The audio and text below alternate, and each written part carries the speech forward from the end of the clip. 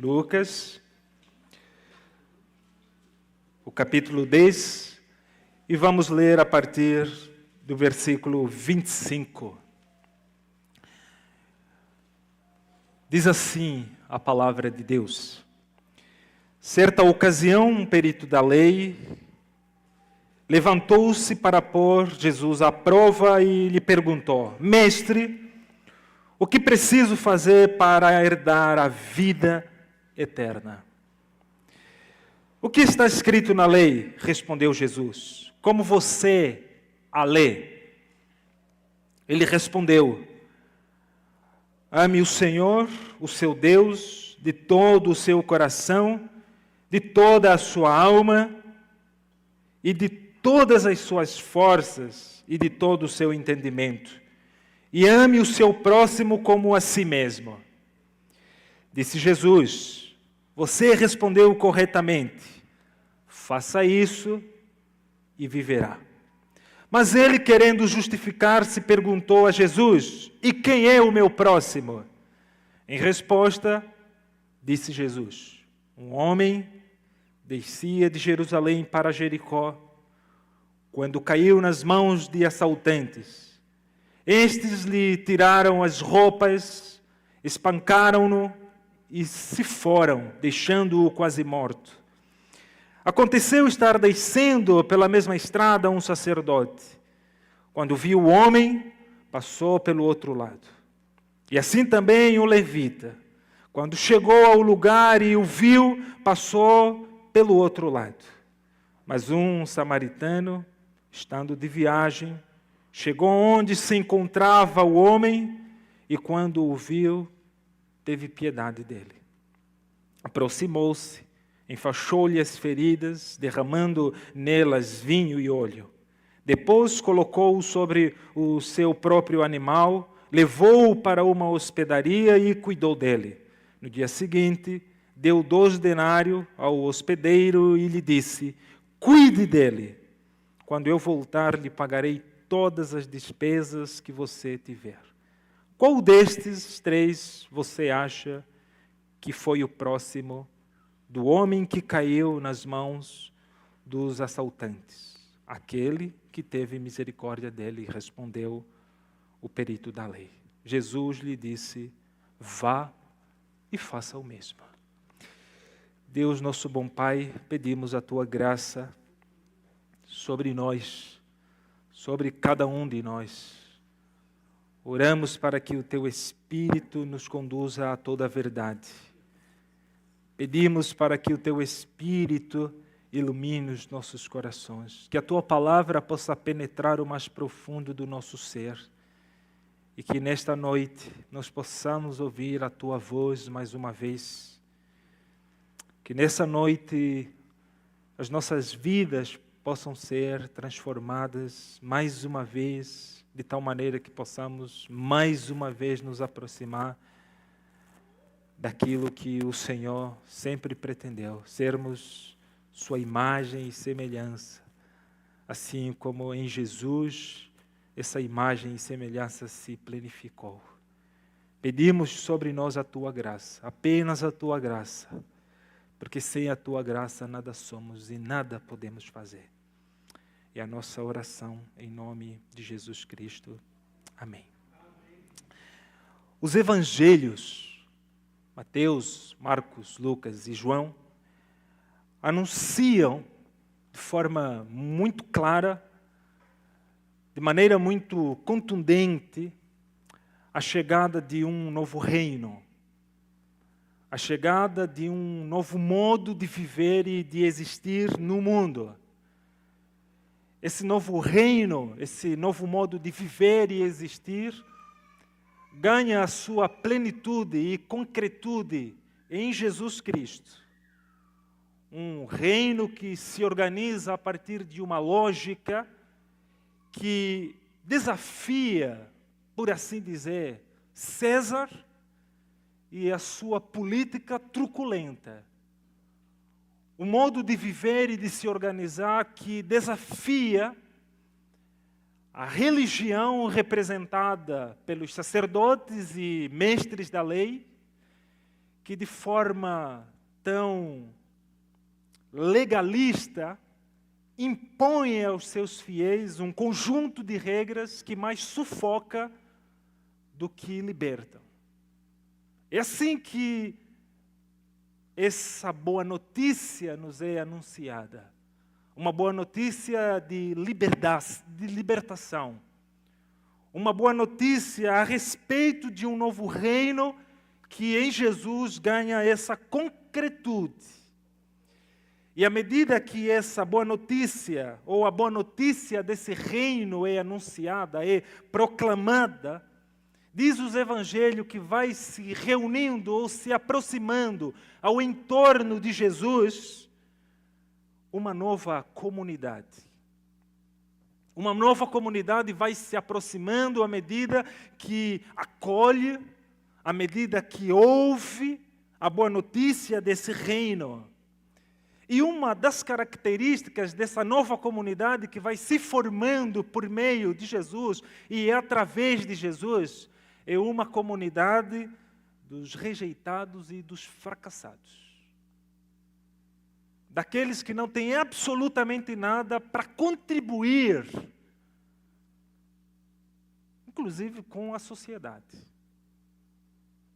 Rejeitados e fracassados vão se reunindo ao redor de Jesus porque encontram em Jesus algo que não podem e jamais encontraram na política, muito menos na religião. Mas encontram em Jesus. Afinal de contas, Jesus, na verdade, nesse novo reino, ele vai acolhendo de forma tão escandalosa todo tipo de pessoas, especialmente ou sobretudo aqueles que eram excluídos pela religião, aqueles que eram abandonados pela própria sorte, pelos políticos. Estes que estão à margem, estes que não têm um nome nobre, estes que não são benquistos em termos de santidade e de pureza. São estes que vão se reunindo ao redor de Jesus e vão formando uma nova comunidade. Um novo reino. Um novo reino que no seu modo de se organizar bagunça e coloca em xeque o modo como o mundo de então se organizava. Um novo mundo, um novo reino, que no seu modo de se organizar coloca em xeque o modo como o nosso mundo se organiza. É assim que os evangelhos vão nos apresentar esse novo começo.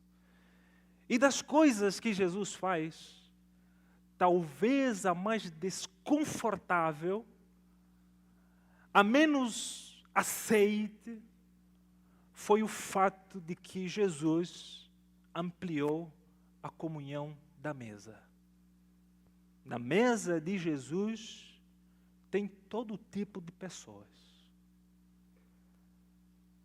Tem cobradores de impostos, tem prostitutas, tem vândalos, tem pecadores, todo tipo de pessoa se assentam à mesa da comunhão e participam dessa comunhão com Jesus. Não é à toa que os opositores de Jesus passaram a olhar para essa cena e vociferavam de forma tão truculenta contra Jesus. Ele bebe e come com pecadores. Como ousa dizer ser o Messias? Porque jamais o Messias faria o que este homem faz. É inaceitável. Ele toca em leproso, ele cura no sábado, ele estende de forma tão generosa a mesa da comunhão. É assim que Jesus se apresenta. E à medida que esse reino vai chegando e vai sendo anunciado, o próprio Jesus deixa claro que é um reino para doentes, para pecadores, é um reino para aqueles que não constroem a sua vida e a sua existência na sua própria justiça. Eu vim para estes, diz Jesus, para os maltrapilhos,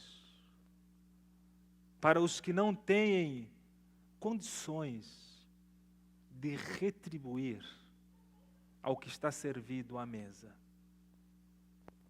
Ele deixa isso muito claro. E estes doentes e estes pecadores são acolhidos por Jesus à mesa, são aceitos para participar dessa comunhão, são abraçados por Jesus, têm a sua dignidade restaurada e devolvida, e desfrutam do amor de Deus, que lhes é oferecido genuinamente, gratuitamente, generosamente por Jesus, livremente, sem terem como retribuir. Eles desfrutam desse amor e dessa graça, sem terem condições de retribuir a Jesus o que lhe está sendo oferecido. Na verdade, este é o banquete da graça. E talvez uma das condições pela qual estes homens e mulheres podem participar desse banquete da graça é justamente pelo fato de não terem noer. E não lhes é requerido absolutamente nada. Apenas Jesus as convida para participarem, para desfrutarem, para experimentarem dessa graça. Graça. Graça é a palavra que eu gostaria de sublinhar esta noite. Graça. Talvez dos conceitos mais caros à fé cristã, graça talvez está no topo dos topos. Graça. A singularidade da fé cristã reside no fato de que nós adoramos um Deus gracioso. Um Deus que ama livre e generosamente, sem esperar absolutamente nada em troca. Quando você estuda de forma comparada a todas as religiões, você vai encontrar muitas semelhanças em muitas doutrinas, inclusive a doutrina da ressurreição. Em algumas religiões, por exemplo, da África, também fala a respeito desse Redentor que ressuscita. Tem muitas semelhanças, muitas coisas próximas, mas se você estudar cuidadosamente todas as religiões do mundo, talvez as maiores religiões, você vai perceber que nenhuma delas, exceto o cristianismo, está assentado na graça. Graça. Graça. Essa noção de um Deus que ama, de um Deus que se entrega, de um Deus que morre, de um Deus que se doa generosamente, sem esperar absolutamente nada em troca. Essa é a singularidade da fé cristã. Não precisamos de 5 passos para alcançar a dádiva divina. Não precisamos acender a vela para este ou para aquele santo. Nós não precisamos sacrificar absolutamente nada para receber ou desfrutar da graça e da bondade de Deus. Não precisamos. Deus não te ama mais porque você dá o seu dízimo aqui na igreja. Deus não te ama mais porque você está todo domingo aqui na igreja. Não. O amor de Deus para com cada um de nós é incondicional. E não cabe aqui veja bem, mais.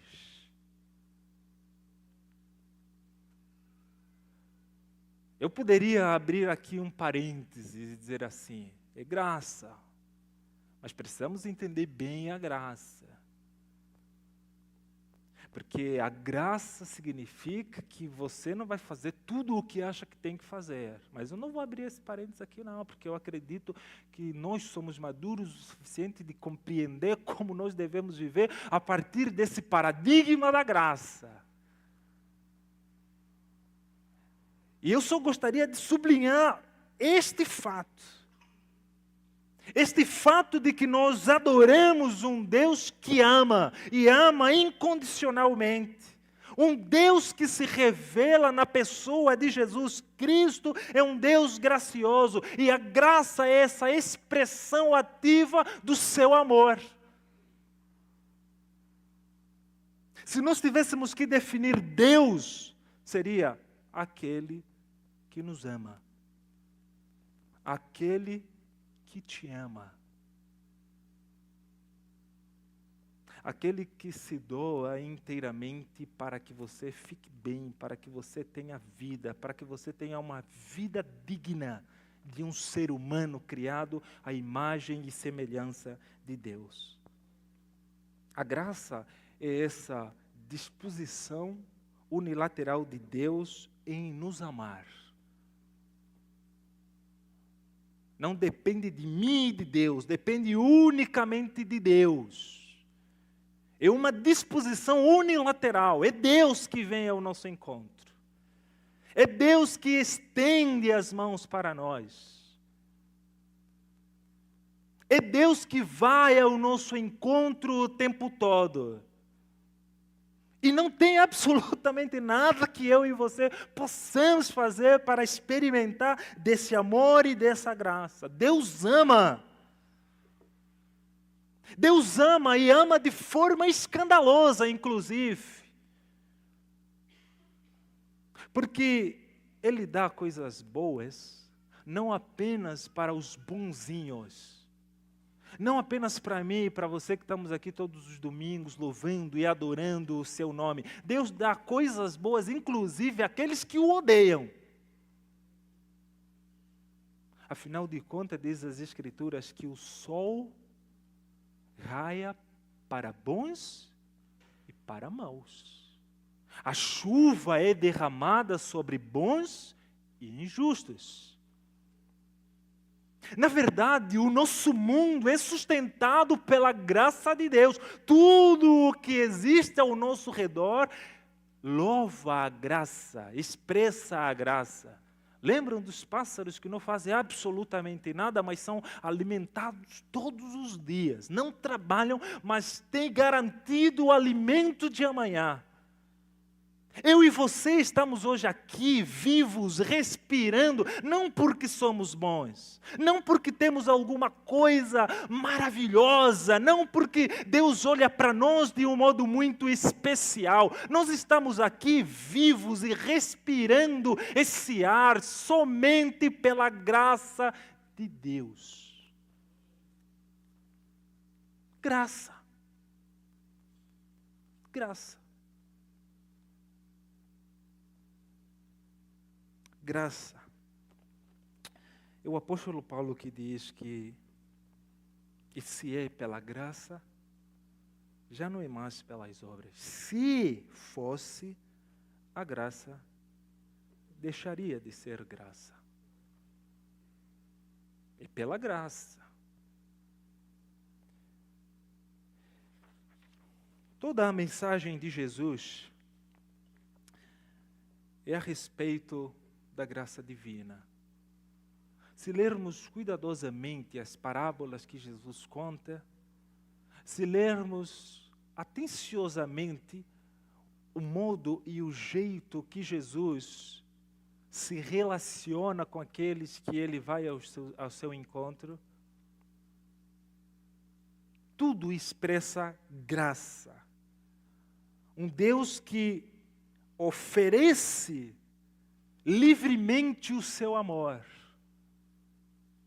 A graça divina é a respeito desse amor que é estendido para o Filho, que de forma consciente decide virar as costas para o Pai, vai e se entrega às vaidades do mundo, gasta toda a fortuna de maneira irresponsável, mas se lembra que na casa do Pai tinha algo, graça, tinha amor sendo esbanjado. Ele volta. E quando volta é recebido pelo Pai não com um sermão moralista, não do jeito que eu e você faríamos. Senta aí, vamos conversar. Pelo contrário, diz as Escrituras que o Pai o recebe com um banquete. Isso é simplesmente escandaloso. O Pai não apenas o recebe com um banquete, mas o Pai faz algo extremamente escandaloso. Ele vai ao encontro do Filho. Não permite que o Filho abra a boca. Não existe um papai, eu pequei contra ti. Porque antes de qualquer coisa, tu és um filho amado. Eu te amo antes de qualquer coisa. E te amo não é porque você andou corretamente. Porque é assim que o filho mais velho acreditava. Eu sou justo, eu obedeço meu pai, eu estou com meu pai, eu faço absolutamente tudo o que o pai pede que eu faça. Por esse motivo eu mereço o amor, eu mereço a atenção, eu mereço as regalias, eu mereço absolutamente o carinho e o amor do meu pai. E o pai olha para o filho mais velho e diz: não, meu filho, eu te amo não é porque você faz tudo isso daqui, não. Eu te amo, ponto, não tem justificativa. Você é amado. É assim que o Evangelho da Graça vai sendo apresentado para nós. Essa parábola do filho que se perde, do filho que se entrega de forma irresponsável, diz que o pai o abraça como se nunca tivesse acontecido absolutamente nada. E a alegria do pai é que o filho estava quase à beira da morte, o filho estava morto, mas agora ele está vivo. Essa é a alegria do pai. Ele voltou. Então, não cabe aqui um sermão moralista, pelo contrário, cabe festejar. Vamos festejar. E eu acho isso muito interessante, porque a Bíblia é um livro de festa, né? E às vezes, inclusive, assim, quando a gente está aqui adorando, eu falo assim: nossa, parece que não tem graça aqui, né? A gente está meio triste, né? Ninguém bate palma, ninguém diz amém, ninguém diz aleluia, ninguém diz glória a Deus. A gente é um povo muito triste. É que nem a oração daquele pastor que ele estava terminando o culto, era meio-dia, assim, um dia muito calorento, assim, estava muito quente, muito quente. E ele começou a orar: Deus, muito obrigado, porque nós não somos como aqueles que estão na praia. Nós não somos como aqueles que nesse exato momento estão com uma coca gelada. Claro que ele não falou a coca gelada. Nós estamos aqui te adorando debaixo desse sol, Deus. Aí Deus olha para ele e fala assim: meu filho, talvez eu gostaria que você estivesse na praia, me adorando lá também. Porque o seu coração não está aqui, o seu coração está lá na praia. E os verdadeiros adoradores não são definidos pelo lugar onde eles estão. Pelo contrário. É pelo estado do coração, é onde o seu coração e a sua mente estão. Se estiverem voltados unicamente para Jesus, esse nosso Redentor, isso é o que importa. Mas às vezes nós parecemos não ser um povo que exala a graça. Mas é para uma vida cheia de graça que nós somos convocados a viver e a existir. Mas diz o texto que o pai recebe o filho de forma tão alegre. E à medida que o filho vai tentando se justificar, tentando se rebaixar à categoria de servo, o pai disse: pode parar. Tu és filho e eu te amo. Não tem absolutamente nada que vai mudar esse fato. E sabe que lidar com a graça de Deus é uma das coisas mais difíceis que existe. Aceitar a graça de Deus não é tão simples quanto nós imaginamos. Uma coisa é nós entendermos a graça de forma conceitual. Nós sabermos o que é a graça. Por exemplo, agora eu acabei de definir o que minimamente significa a graça. Eu disse que a graça é essa disposição unilateral de Deus em nos amar. Não tem absolutamente nada que eu e você possamos fazer para retribuir a esse amor. Deus nos ama e ponto final. Isso é graça. Nós entendemos conceitualmente, nós estudamos a respeito da graça. Na verdade, se você for para qualquer livraria evangélica, ou seja, as nossas estantes estão cheias e repletas de livros, mas livros que falam a respeito da graça. Todos os domingos nós estamos aqui reunidos falando a respeito da graça. Mas isso não significa que nós encarnamos a graça. Que a graça penetrou os nossos corações ao ponto de sair do conceito para a vida. E eu acho muito interessante, porque em nenhum momento nas Escrituras, pelo menos não nos Evangelhos, a graça é definida conceitualmente. Sempre que Jesus fala a respeito da graça, ele conta uma parábola, ele conta uma história. Por quê? Porque ele está tentando nos lembrar, ou nos ensinando, de que mais do que saber conceitualmente, nós somos convidados a viver, a experimentar essa graça, a desfrutar essa graça. Mas, se olharmos para o modo como nós nos organizamos como igreja, e aqui eu me refiro à igreja evangélica do século 21, de hoje, talvez nós vamos encontrar tudo. Talvez nós vamos encontrar uma boa doutrina. Talvez vamos encontrar boas exposições a respeito da graça. Mas o ponto é que nós aceitamos a graça na teoria, não na prática. Nós sabemos muito sobre a graça, mas nós vivemos pouco a partir desse paradigma. Na teoria nós aceitamos, mas ao mesmo tempo que nós aceitamos na teoria, nós a negamos na prática, no modo como nós vivemos, no modo como nós nos organizamos, não apenas como comunidade, não apenas como igreja, mas como seres humanos mesmos. E a prova mais viva disso que eu estou dizendo é só você abrir os jornais e tentar entender como os cristãos ou os evangélicos se colocam no debate público. É sem graça. É como se a gente estivesse querendo construir um mundo da não graça. Não tem graça no modo como nós, inclusive, anunciamos o Evangelho de Jesus.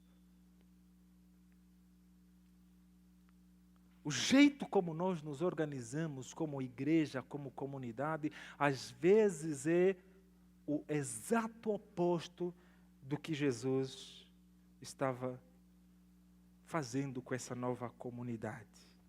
Nosso jeito de viver é muitas vezes o oposto à graça de Jesus. A graça é o oposto do mérito. A gente sabe disso.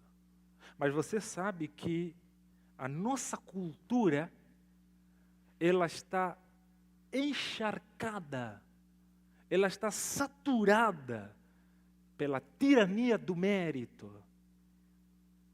E nós também estamos tão encharcados por essa ideia do mérito que às vezes não prestamos atenção.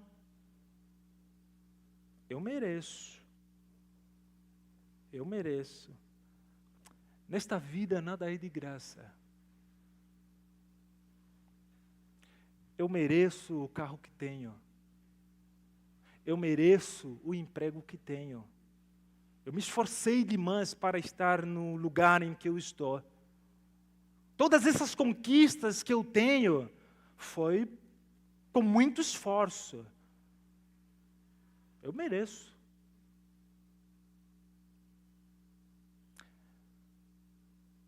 De graça é a salvação. Que dinheiro vai trabalhar, vagabundo. São palavras de um pastor reformado, inclusive. Que é triste ter que repeti-la. O jeito como nós nos organizamos, o jeito como nós nos construímos, não expressa a graça. A gente mede, a gente calcula. Mesmo quando nós estamos nas ruas de Londrina, aparece alguém pedindo, a gente vai pensando, o que esse cara vai fazer com o dinheiro que eu vou dar? Imaginem se Deus fizesse isso com cada um de nós. E nós vamos nos construindo desse jeito e construindo culturas da não graça ao invés de culturas de graça. Nós vamos nos relacionando de um jeito que não expressa a graça. O jeito como eu me relaciono com a minha esposa pode não expressar a graça, porque ela tem que fazer por merecer. Não vou fazer, não.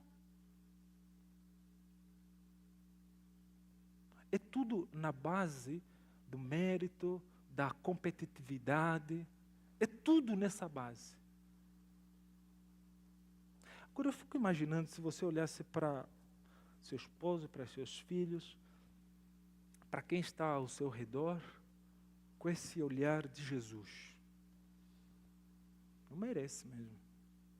Vou dar, mas não merece. Estou fazendo, não é porque ele merece. É graça. Sabe que a obrigatoriedade é também o oposto da graça. Então você chega em casa, encontra a janta servida à mesa, você não sabe dizer assim, obrigado. Sabe por quê? Porque lá no fundo você acha que é obrigação dele ou dela. É obrigação. Por que agradecer? Não fez nada mais do que a sua obrigação. Esse é o nosso mundo. Esse é o jeito como nós nos construímos, é o jeito como nós nos relacionamos, esse é o jeito. É o jeito da não graça, é o jeito oposto àquilo que Jesus estava tentando construir ou que Jesus está construindo. E eu tenho sempre essa impressão de que às vezes nós como comunidade, como igreja, vamos na contramão da proposta de Jesus. Porque não construímos comunidades que expressam e exalam a graça. E muitas vezes o oposto a isso. Como seria legal um mundo cheio de graça, né? E que coisa é um mundo sem graça? E que pior coisa é uma igreja sem graça? A graça é o oposto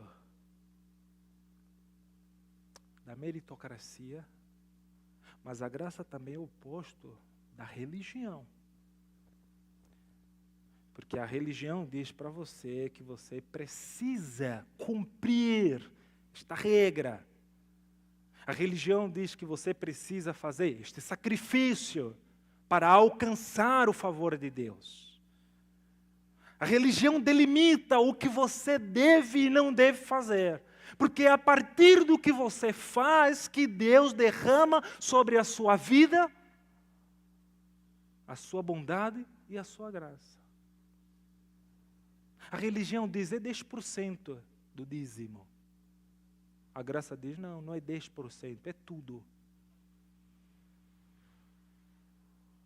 Sabe que às vezes eu acho assim, que a gente sobe aqui, não poderia nem falar de dinheiro. Porque a generosidade está tão incrustada em nós que não precisamos. Mas a gente tem que falar, sabe por quê? Porque a religião fala mais forte. Que é a religião que diz que é 10%. A graça diz assim, que está no seu coração, meu irmão. Aí você entende o quê? Se não é 10%, é o que está no meu coração tem tanto. Aí você vai lá e dá esse tanto. Percebam como é muito mais difícil viver a partir do paradigma da graça do que pelo paradigma da lei? Porque a lei diz que depende de você. A religião diz que depende do que você faz. A graça diz não. Depende do que Jesus fez por cada um de nós. A religião gera seres legalistas, rancorosos, culpados, cheios de medo, gananciosos. E a graça liberta de tudo isso. Porque eu passo a me relacionar com Jesus não mais com medo e culpa, mas eu passo a me relacionar com Jesus sabendo que em Jesus eu encontro braços abertos para me receber do jeito que eu sou. Do jeitinho que eu estou e do jeitinho que eu sou. É assim que a graça é expressada e oferecida a nós. As pessoas que vão se reunindo ao redor de Jesus estão fugindo da religião. Estão fugindo também do jeito como a política se organiza. Estão se aproximando de Jesus, fugindo da vergonha, fugindo da culpa, fugindo dos preconceitos, fugindo de tudo aquilo que a religião pode causar em nós e fugindo daquilo que a política faz também com cada um de nós. E eles vão se aproximando de Jesus. E por que eles se aproximam de Jesus? Porque em Jesus eles encontram a graça. Em Jesus eles são acolhidos, são restaurados. Em Jesus eles recebem uma única palavra, não uma palavra de condenação, pelo contrário, em Jesus eles recebem uma única palavra que é: você é amado. Você é amado. Você é aceito. Essa palavra que eles encontram e recebem de Jesus. Em Jesus eles encontram a possibilidade de um recomeço. É isso que a graça faz comigo e com você. Nos dá a possibilidade de uma nova vida, de um novo rumo, de um novo olhar para a existência. A graça é um novo respirar. Portanto, a graça deveria ser o aroma que os cristãos distribuem pelo mundo. Num mundo sufocado pela fumaça da não-graça, nós, como cristãos, deveríamos ser estes que distribuem o oxigênio da graça. É assim que nós deveríamos ser. E as parábolas que Jesus conta a respeito da graça servem, primeiro, para corrigir o jeito como nós entendemos e encaramos Jesus, encaramos Deus, e o modo como nós devemos viver. Por isso Jesus não conceitua a graça, diferente de nós. Ele conta história, conta parábolas, para entendermos como a graça alcança aqueles que estão à beira da morte. E ao serem abraçados e tocados por essa graça, eles voltam à vida, voltam não com medo, voltam não com culpa. Pelo contrário, eles voltam alegres, jubilosos. Por quê? Porque eles sabem que experimentaram da graça. E ao experimentar da graça, jamais terão fome de outros pães. Por quê? Porque o pão que lhes foi oferecido por Jesus é pura graça. Graça.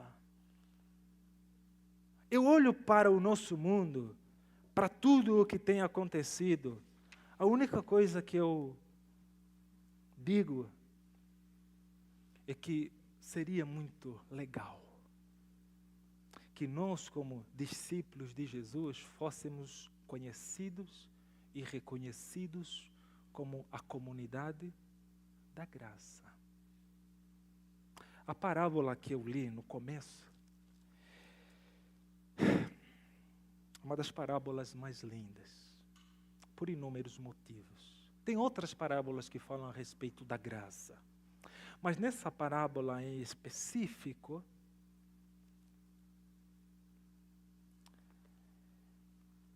Jesus nos convida para vivermos, para construirmos um mundo pelo paradigma da graça.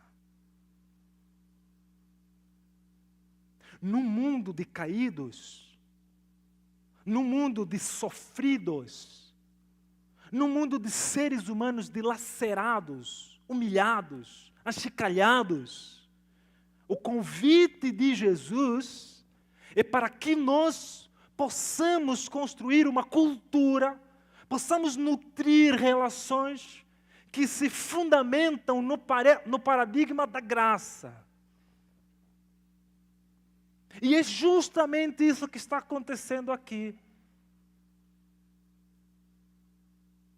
O texto diz que um homem foi assaltado, foi machucado e foi abandonado. Passa o levita, passa o sacerdote. E eles decidem obedecer à lei, obedecer a Deus.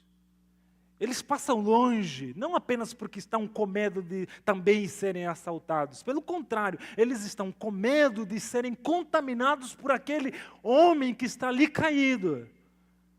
Eles não querem se tornar impuros. E fazendo isso, eles estariam obedecendo à lei de Deus. Mas aí vem Jesus e diz, está errado. Está errado porque a lei existe para servir o ser humano e não o contrário. O jeito como vocês estão construindo a religião é um jeito oposto àquilo que Jesus está nos propondo. Porque se a religião ignora o que está caído para obedecer à lei, ela está completamente equivocada. É isso que Jesus fez. É sábado. Pode curar ou não pode curar? A vida é mais importante, vou curar. É assim que Jesus vai revolucionando e colocando e tirando tudo do seu devido lugar. Vocês querem obedecer a Deus e deixam de fazer aquilo que é de mais primordial, aquilo que é muito mais importante para Deus, que é a vida humana. Como é que Jesus se apresenta? Como é que Jesus nos apresenta a Deus? Nos apresenta a Deus como sendo aquele que deixa as 99 em segurança em busca da única que se perdeu. Jesus é apresentado como essa mulher que vasculha toda a casa e ela procura a única moeda que perdeu. Mas ela faz isso porque não tem outras moedas? É claro que não, mas aquela moeda é importante. É assim que Jesus nos apresenta a Deus, esse Deus que ama e que se doa inteiramente para o nosso bem. Existem dois modos de viver e de existir no mundo. Um que expressa a graça e outro que expressa a não graça. E entre o que expressa a não graça e o que expressa a graça, nós como comunidade do Cristo ressurreto deveríamos estar bem do lado da que expressa a graça. O sacerdote passa longe, o levita passa longe. É assim que eles constroem um mundo. Mas esse samaritano se faz próximo. Ele se faz próximo de um jeito gracioso. Prestam atenção, porque diz o texto que ele cuida deste homem caído, ele segura este homem caído, leva até uma hospedaria e diz o seguinte: eu vou, mas quando eu voltar pagarei tudo. que você ter gasto com Ele. Ele não delimitou a quantia. Eu só consigo até tanto. Não. Ele disse tudo para que esse ser humano volte à sua dignidade. Pode gastar. Nem que para isso eu tenha que dar o último centavo que está na minha carteira. O que Jesus está nos mostrando e nos ensinando? Que Deus é justamente esse que entrega tudo. E ao entregar tudo para o nosso bem, Ele pede tudo de cada um de nós. O convite é para que eu e você possamos construir comunidades, que eu e você possamos nutrir culturas de graça. Porque as culturas de não graça são culturas de violência, são culturas de segregação, são culturas truculentas e beligerantes. Nós devemos ficar muito longe disso. E devemos nos aproximar mais de Jesus, muito mais do Cristo, porque o Cristo nos ensina que no caminho com Ele é a graça que deveria ser o meu e o seu aroma. Apenas a graça. Existem dois tipos de pessoas. Aquelas que acham que são boas demais e que fazem de tudo. E que Deus as ama porque são muito criteriosas, se esforçam demais, leem a Bíblia, vêm ao culto todos os domingos e são justas demais, se entregam demais ao ministério, à igreja, se dedicam, por isso Deus as ama. Tenho uma má notícia para você.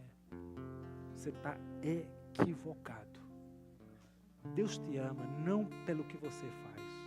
Romanos, o capítulo 5, versículo 8. Deus nos ama tendo Cristo morrido por cada um de nós quando ainda éramos pecadores. Não fizemos nada. Mas também tem aqueles que olham para si e dizem assim: não mereço. Não mereço. Sou ruim demais mesmo. Eu sou ruim demais. Deus não olha para mim. Deus não... eu acho que Deus nem sabe que eu existo. Para os dois, nessa noite, gostaria de dizer que a graça de Deus está estendida para você. A graça de Deus está estendida para cada um de nós. O banquete da graça está servido.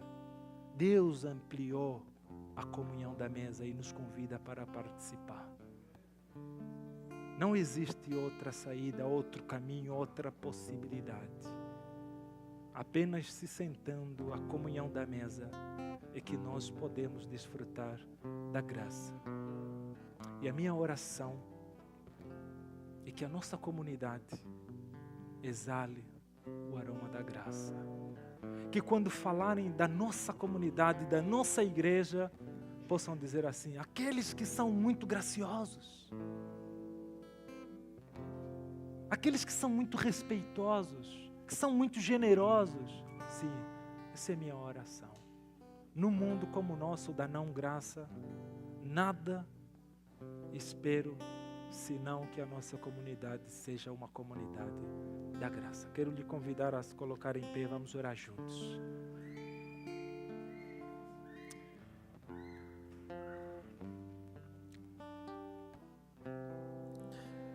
Nessa noite eu estendo o convite para você. Para você que talvez só experimentou a graça de Deus conceitualmente, como ideia, como conceito. Também estendo o convite para você que acha que é ninguém, que não merece.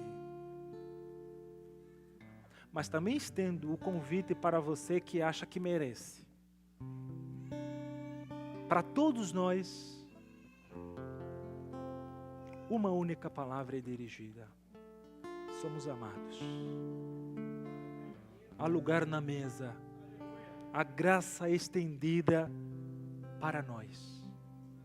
E não tem absolutamente nada que nós possamos fazer para merecer. Deus dá e dá graciosamente. Não depende de nós, depende unilateralmente de Deus. E Deus, o nosso bom Deus, está de mãos abertas, estendendo essa graça e derramando essa graça sobre as nossas vidas.